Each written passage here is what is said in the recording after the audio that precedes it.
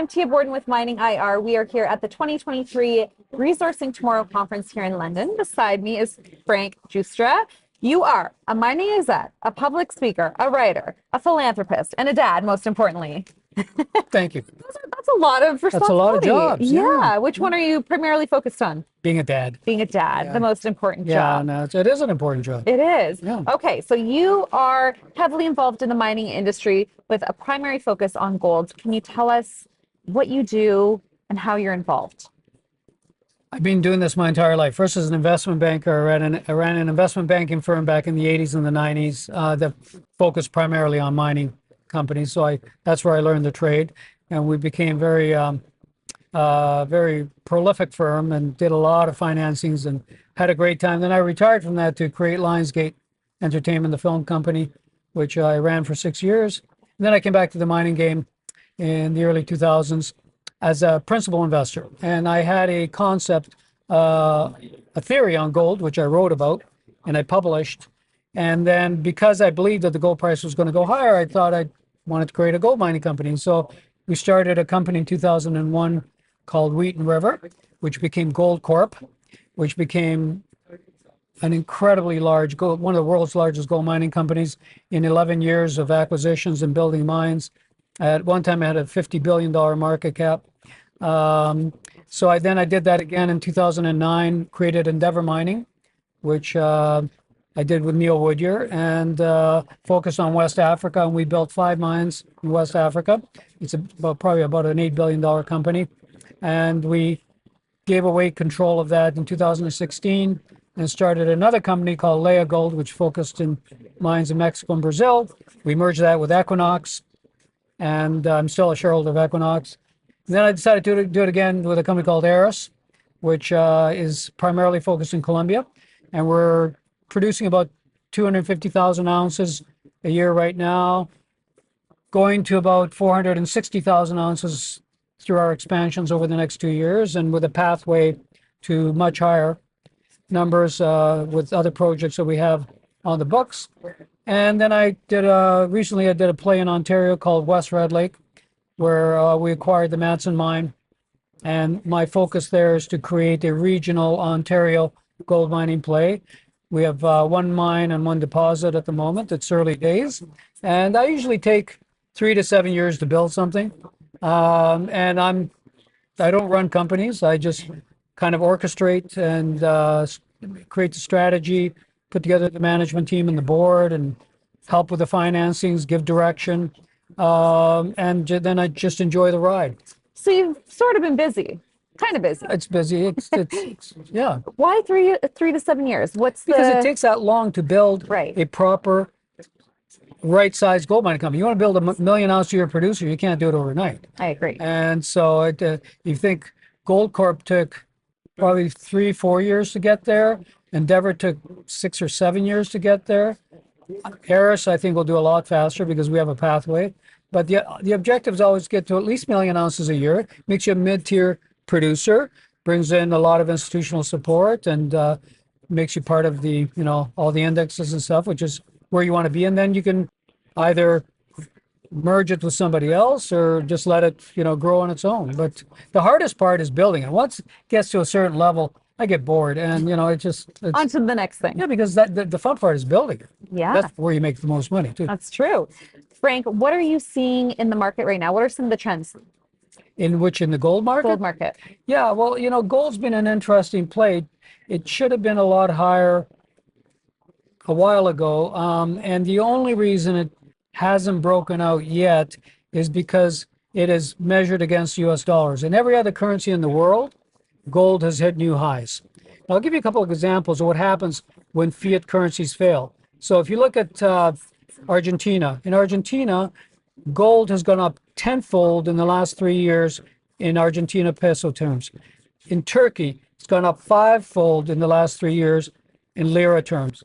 Japan, the 3rd largest economy in the world, has doubled in the last 3 years. The last man standing is the US dollar. And the only reason it hasn't broken to new highs is because the Fed rose the rate, took rates of 5%. They're not going to stay there much longer. I guarantee you those rates are coming back down next year. And the minute that the market sees that the Fed will pivot back down to lowering rates, a recession, some other financial accident, gold's going to shoot up against the dollar. And I think you're starting to see the market realize that rates have topped because the economic indicators are showing that the economies are slowing, and there's no way that the Fed's going to keep raising rates. There's almost a 90% chance that they're going to lower rates in 2024 sometime. And that's when gold will really take off. Now, Frank, how do you perceive the role of gold as a financial asset in the current global market? Well, as a financial asset in portfolios, well, I think it's a hedge against everything. Gold is a hedge against stupidity. It's a hedge against every sort of, it's a hedge against geopolitics. It's a hedge against inflation. It's a hedge against, failing currencies. It really is a diversifier in every portfolio. What I tell people is you have to own gold. You have to own physical gold, not ETFs, physical gold. And you should own whatever your portfolio is, 10% or so should be in physical gold. And don't touch it. Just buy it and leave it there. I've bought my gold in 2001.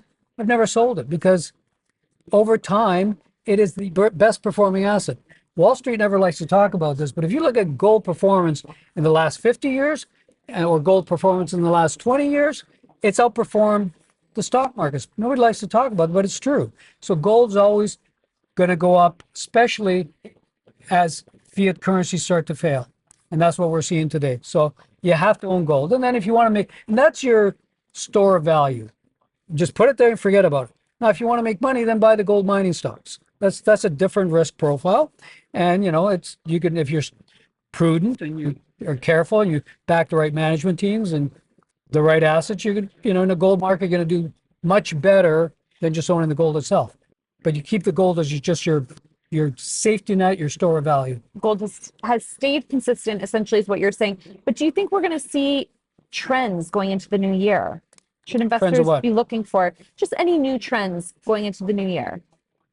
Anything that'll change from what we've seen in the past? Well, I think you're going to see a recession in the U.S., and that will reverse the U.S. dollar price against other currencies.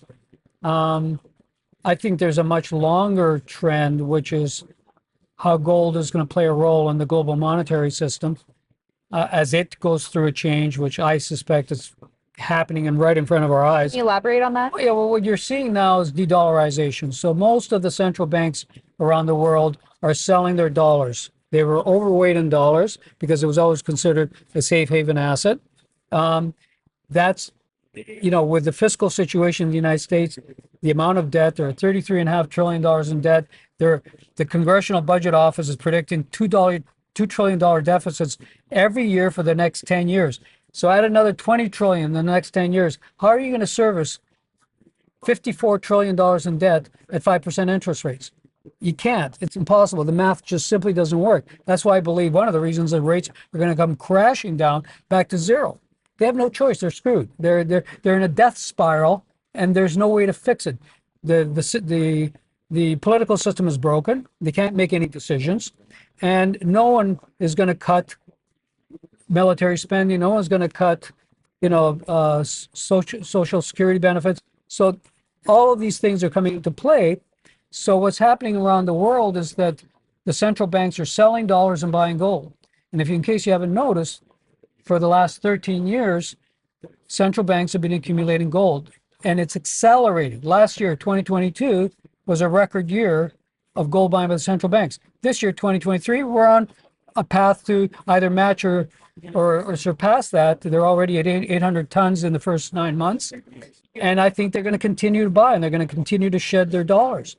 And what's going to happen eventually is that you're going to have a reset. You're going to have a competitor to the US dollar.